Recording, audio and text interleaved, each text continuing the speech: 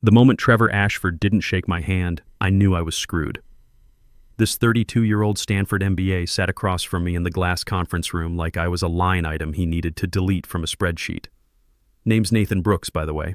I'm 58, and I'd just spent 32 years at Ironwall Technologies building the quantum encryption systems that kept our Navy communications secure from Norfolk to the Persian Gulf. Trevor adjusted his $200 tie and opened my personnel file like it was a takeout menu. Look, Nathan, you've contributed solid work over the years. Really solid. But we're pivoting toward AI-first solutions, and frankly, your analog approach doesn't align with our digital transformation roadmap. Analog approach.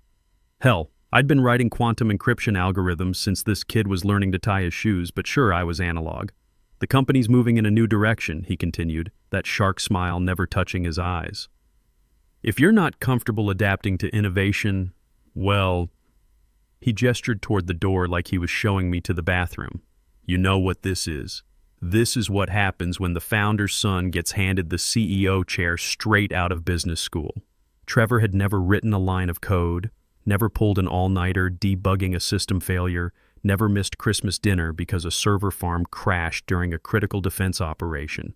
But he had an MBA and daddy's blessing, which apparently trumped 3 decades of experience. Look, I've been through worse. Navy teaches you to stay cool when things go sideways.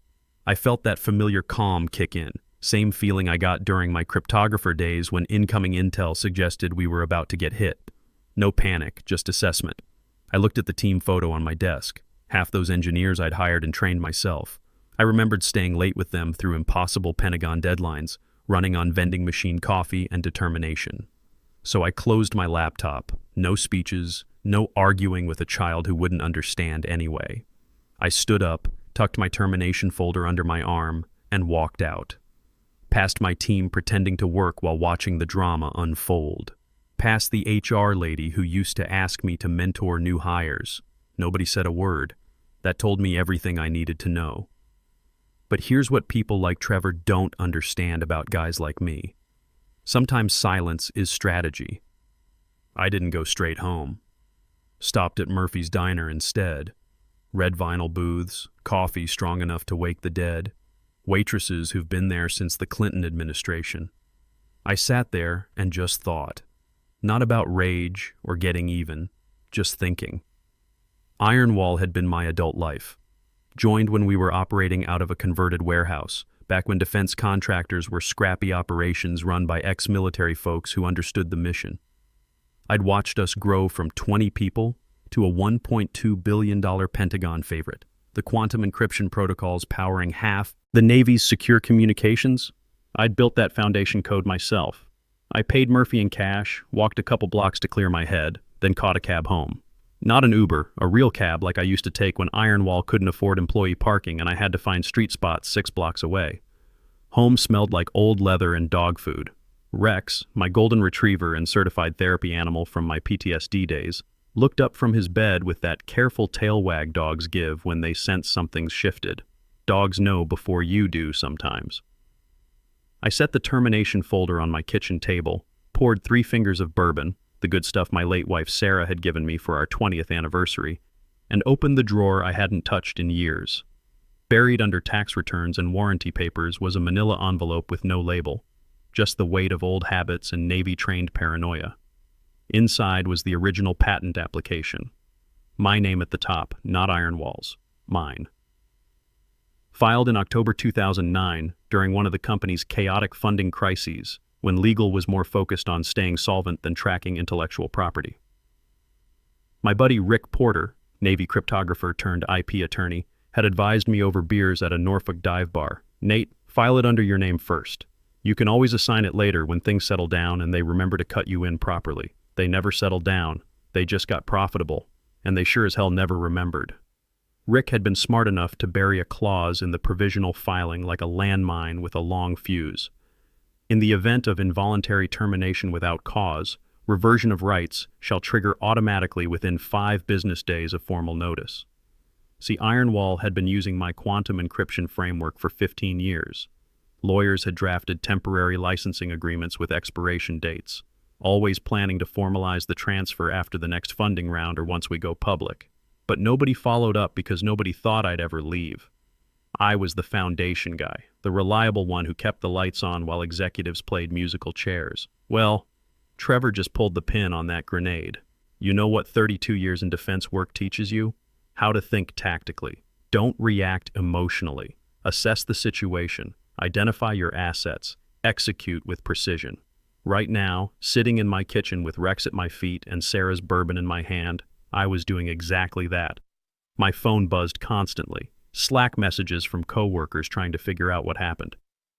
Sorry to hear, Nate. Stay in touch. The kind of messages people send when they're scared they might be next. HR sent an exit survey link. Like I was going to rate my execution experience. I didn't answer any of them. Let them wonder. Not one person had spoken up when Trevor handed me that folder. They'd all stood there like it was a corporate funeral where nobody brings flowers. But here's what they didn't know, what Trevor and his MBA brain trust couldn't possibly understand. I wasn't just another employee walking out the door. I was the architect walking away from a building I still owned the blueprints to. I stood in my hallway for 10 minutes staring at the closet I hadn't opened in over a decade. Top shelf, old banker's box labeled Original IP Archive, personal, the kind of thing you keep meaning to throw away but never do. Sitting cross-legged on the floor like I was back on a Navy ship going through classified documents, I found brittle printouts and coffee-stained notebooks scattered around me. My handwriting from 2009 looked like it belonged to a different man, one who hadn't yet learned how little the corporate world valued quiet excellence. Then I found it. Manila envelope, thick paper, crisp edges, still sealed with the original notary stamp. October 15th, 2009. Filed under my name, not Ironwall's, not on behalf of, mine. Back then, I was just trying to protect my work. We were a small team and I didn't trust startup chaos. Rick had pulled me aside after one of those company happy hours where everyone pretended the funding situation wasn't desperate. Nate, he'd said, I've seen this movie before. File it under your name. You can always sign it over later when things stabilize. They never stabilized. They just got greedy. I walked to my desk and opened the safe I hadn't touched in years. Had to try 3 combinations before I remembered. Sarah's birthday, my enlistment date, the day I started at Ironwall. Tucked the envelope inside. This wasn't revenge, not yet. This was reconnaissance. I opened an encrypted email to Rick. Subject line, need you to verify a clause. Attached a scan of the provisional filing. The fine print was almost elegant. Should the inventor be terminated involuntarily and without cause, reversion of full ownership shall occur within 5 business days of official notice. Typed. Still valid? Hit send. Rick called me back Tuesday morning at 06:30, lawyer time. I picked up on the first ring. Does the clause still stand? I asked. Papers rustling.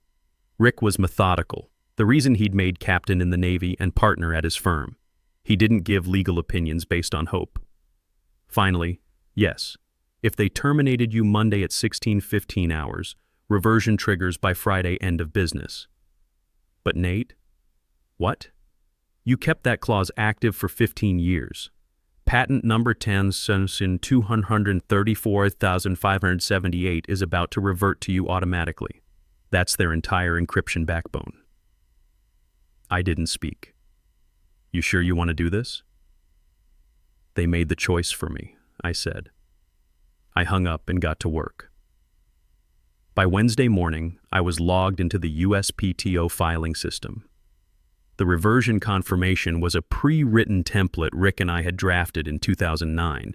You probably won't ever need this, he'd said back then, but I've seen too many good engineers get screwed by companies that forgot who built their success. Smart bastard.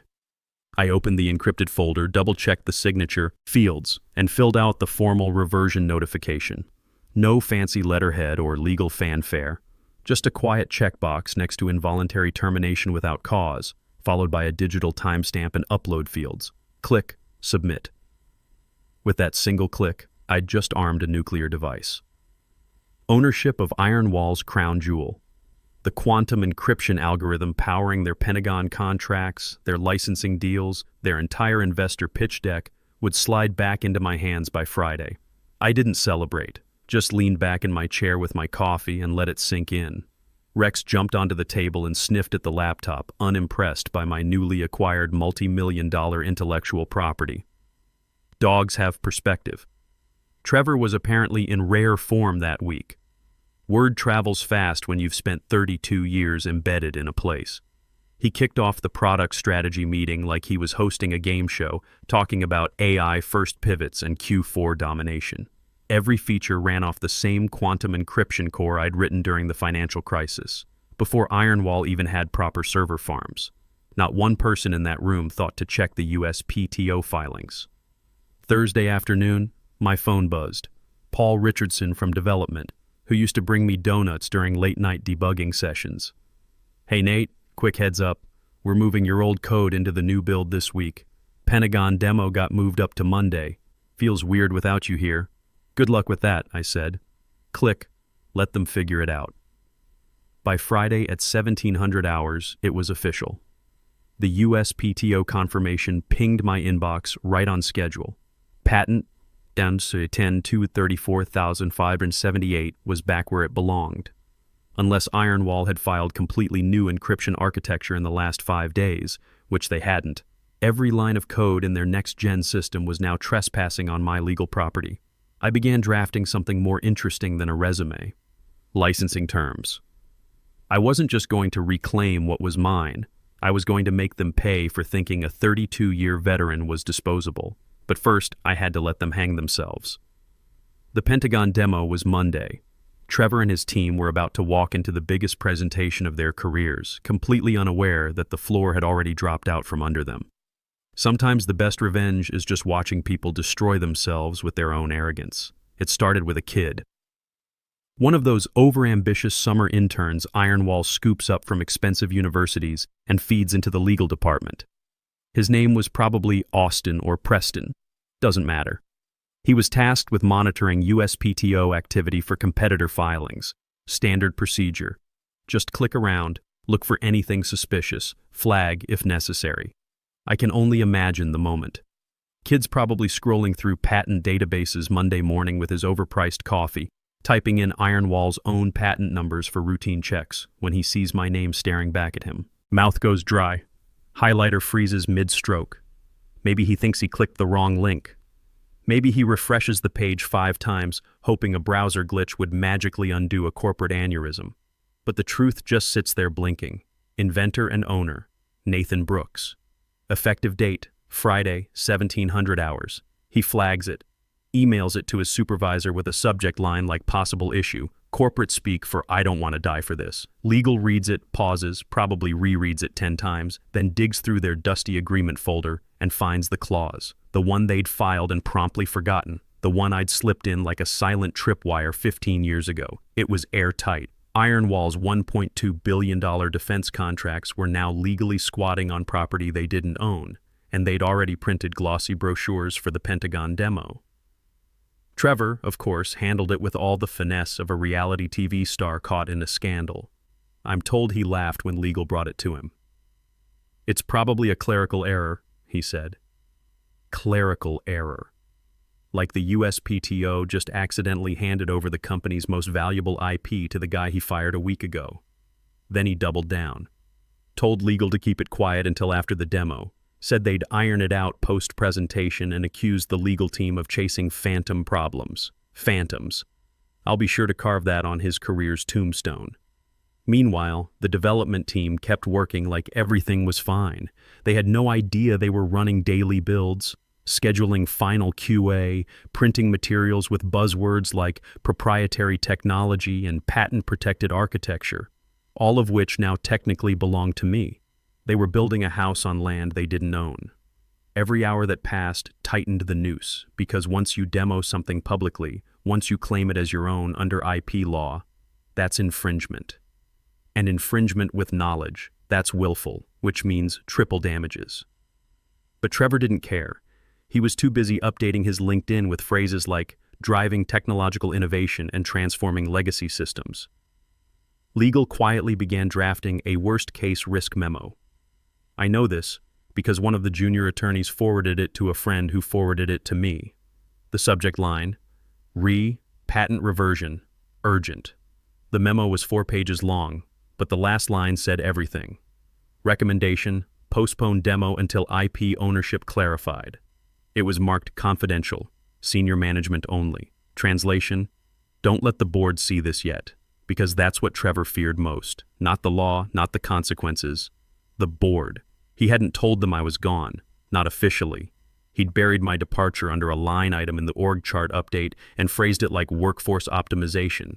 He told them the next-gen system was ready, that everything was on schedule, that Iron Wall was cruising toward a major Pentagon contract renewal, so the board still didn't know. And the demo was tomorrow. Tick, tick, tick. The call came at 06:35 Tuesday, just as I was letting Rex out for his morning routine. I knew that number by heart, though I hadn't seen it flash on my screen in nearly 8 years. Colonel James Cross, retired, the founder's husband. He'd stepped back a decade ago, retreating to some ranch in Montana with bad cell service and better whiskey. But James wasn't like the VCs or boardroom suits who came after. He didn't care about buzzwords or quarterly projections. He understood the guts of the thing, knew the difference between flash and substance, which made it all the more insulting that he'd let people like Trevor slither into the soul of what we'd built. I let it ring twice before picking up. Nate. His voice still carried that command authority, aged bourbon and disappointment wrapped in static. "James," I said, pouring coffee. "Long time. I just got an alert from USPTO. Patent 10,234,578. It lists you as the owner." I said nothing. Just waited. "Is this some mistake?" "No." Another beat. "That can't be. You assigned that to Ironwall." "No, James," I said calmly. "We never filed the final transfer. Remember? I was told it would be formalized after the Series B funding. Legal got reshuffled, then reshuffled again. It never got done." He went quiet. I could hear him breathing slower now, processing. "Nate, this is our core encryption system." "I know." Finally, he asked it. "Why now?" I let the question settle between us like dust in a server room. Then I said, "Because your people terminated me without cause. Because the clause we wrote 15 years ago just kicked in." He groaned low, like an animal hit center mass. "That was never supposed to be permanent. I trusted people would honor the deal." Silence. "They didn't," I said. Click. He hung up. I didn't expect an apology. I didn't want one. I just wanted him to understand. 25 minutes later, he was seen storming into Ironwall HQ. I got the play-by-play from 3 different people within the hour. One said he came through the front doors like a hurricane in cowboy boots. No appointment, no entourage. Just the founder's husband, face red, hair wild, waving a printed copy of the patent listing like it was a death certificate. He didn't go to Trevor's office first. He went to legal. Smart. James wasn't the type to scream, but his presence was loud enough. The intern who first spotted the reversion said James stood in front of the general counsel's desk and asked one question. "Did we ever formalize the IP transfer for Caldwell's encryption core?" And when the answer came back, stammered, incomplete, laced with half-assed excuses, he closed his eyes and muttered something unprintable. Then he did go to Trevor's office. And that, I'm told, was not quiet. Demo day at the Pentagon landed like a meteor. Conference room sea level, polished to perfection. Brushed steel, sterile spotlights, a 40-foot LED wall flashing "Next Gen is now." Rows of leather seats filled with Pentagon liaisons, existing contractors, Defense Department officials, every person whose signature or budget approval mattered.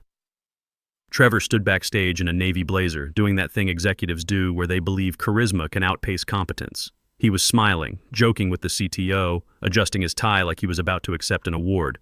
And for a minute, it looked like it might work. The intro video played. Glossy stock footage of satellites, server farms, diverse engineers smiling at monitors. The audience applauded politely. Trevor adjusted his mic, walked to center stage. "Ladies and gentlemen," he began, voice smooth with self-satisfaction, "what you're about to see is the future of secure communications. A platform that will revolutionize how our military approaches encrypted data transmission." He gestured to the screen behind him where the system UI loaded up. Sleek, familiar, mine. In the next 15 minutes, we'll walk you through our most advanced iteration yet, powered by our proprietary quantum encryption engine, developed right here at Ironwall. That's when legal moved. Not fast, not panicked, just deliberate. A tall woman in a blazer stepped onto the stage from the wing and leaned close to Trevor's ear. I wasn't there, but I know what was said. We can't demo that system. We don't own the patent anymore. Trevor blinked, laughed too loud. Excuse me, small technical hiccup, he told the crowd. Give us just a moment. He stepped aside with legal. The mic was still on. The whole front row heard him whisper, "What are you talking about? We've always owned that code." "No, Trevor," legal replied. "You never did. Nathan Brooks owns the IP. The reversion is final. It's logged. It's live. If we demo this, we're in willful infringement territory." The blood left Trevor's face like someone had pulled a drain plug. Whispers started in the back. Phones lit up. Then it happened. Someone had leaked the USPTO documents to the Pentagon officials. Full printouts of the patent listing, along with the reversion clause in plain language, were being passed around the room like contraband. A Pentagon official stood up, holding the papers. "Nathan Brooks," she said, "I believe this is the patent registration referenced in your marketing materials." Trevor squinted at the documents. "I'm not sure where that came from." "Public record," the official said. "We all have it now." No one looked at the stage anymore. They were reading, sharing, connecting dots. That code, that system, it wasn't Ironwall's, it was his. I wasn't in the room, but his name was everywhere. On the documents, in the code, etched into the very DNA of the company Trevor claimed to lead. By the time Trevor tried to salvage it, rambling about roadmap transparency and partnership opportunities, half the audience had already left. Quietly, deliberately.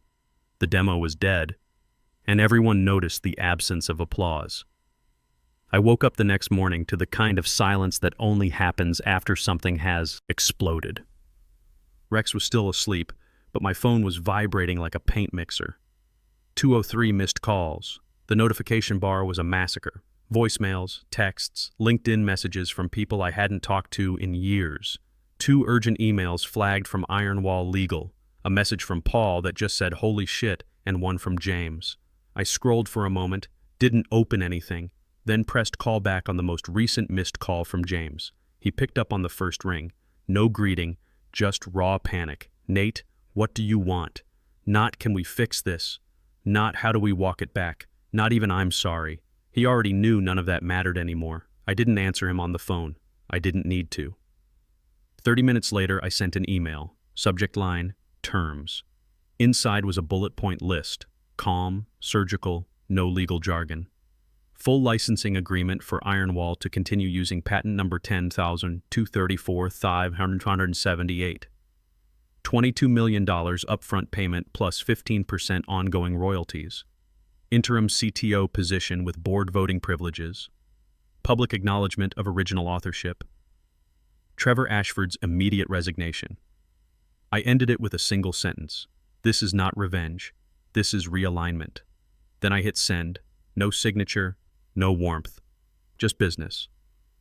James didn't reply immediately. I didn't expect him to. He was likely still in crisis mode, trying to explain to investors why the guy they'd erased from the company now held every card in the deck. 4 hours later, my terms were accepted. All of them. I didn't celebrate, just leaned back in my chair, Rex at my feet, and watched Norfolk through my window. Somewhere across town, Trevor was probably cleaning out his office, learning the hard way that you don't fire the architect unless you own the blueprints. And the blueprints, it turned out, had my name on them all along. That evening, I poured myself a double and sat on my back deck. The phone had finally stopped buzzing. Tomorrow, I'd go back to Ironwall, not as Nate from engineering, but as Nathan Brooks, CTO and patent holder. Some people call it revenge. I call it market correction. Because when you've spent 32 years building something, you don't just walk away quietly. You make sure everyone remembers who really built it. Last I heard, Trevor's selling insurance now. The company got renamed to Brooks Cross Technologies to honor the people who actually built it, and every new hire gets a lecture about respecting the veterans who came before them. Rex seems to approve of the changes. He's got a corner office now right next to mine, best therapy dog in the defense industry. You know what they say in the Navy, Sometimes the best weapon is the one nobody sees coming. I'd been carrying mine for 15 years, just waiting for someone stupid enough to make me use it. Trevor was that stupid.